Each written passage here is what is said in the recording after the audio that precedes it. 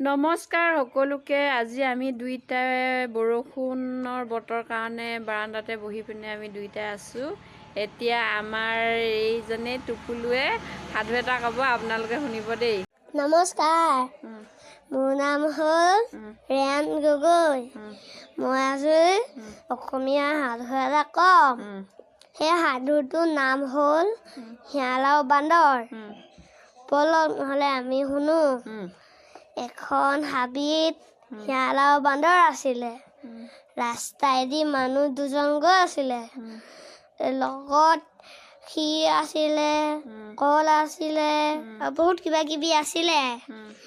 তাৰপৰা শিয়াল বন্ধুৱে বান্দৰ বন্ধুক ক'লে, অ' বান্দৰ বন্ধু, তুমি ৰাস্তাইদি যে মানুহ দুজন গৈ আছে, আমি সেই মানুহ দুজনৰ পৰা কল আৰু ক্ষীৰ লওঁ। তাৰপৰা বান্দৰ বন্ধুক ক'লে, অ' বান্দৰ বন্ধু, তুমি হুৱা কৰিবা, মই খুৱা কৰিম। তাৰপৰা ৰাস্তাইদি মানুহকেইজন যাওঁতে দুইটাই কৰিলে নহয়,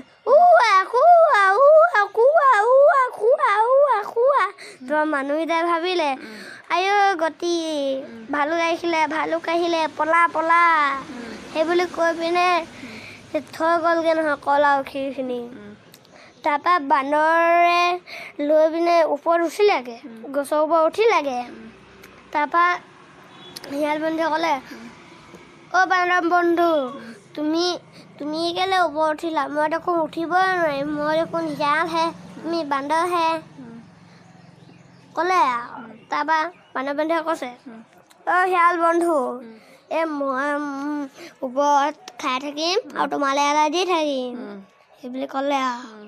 তাৰপৰা বান্দৰ বন্ধুৱে খাই আছে, বাকলিটো তলত পেলাইছে, খাই আছে, বাকলিটো তলত পেলাইছে, এনেকৈ 4টামান খালে আৰু দেই।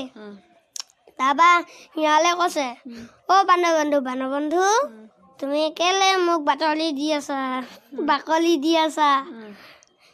তাৰপৰা বান্দৰ বন্ধুৱে ক'লে, মই নাই দিয়া, মাটিয়ে খালে চাগে। মাটিক মাৰা, মৰি গৈ আছোঁ, মাটিক মাৰা, ইয়াহ। তাৰপৰা মাৰিলে আৰু দেই।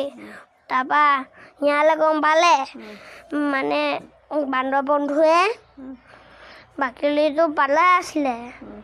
তাৰপৰা ইদিনা শিয়াল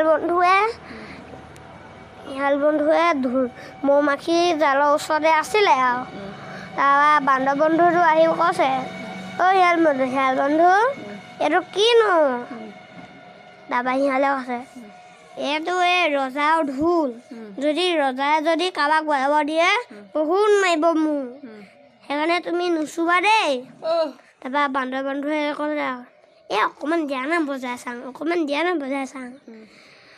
তাৰপৰা লুভ লুকাই লৈ ল'লে। তাৰপৰা যেতিয়া বজাই আছে, গোটেই মৌ-মাখিখিনি ওলাই পিনে কৈ পিনে তাক মানে খাই একদম উই মাৰি দিলে। তাৰপৰা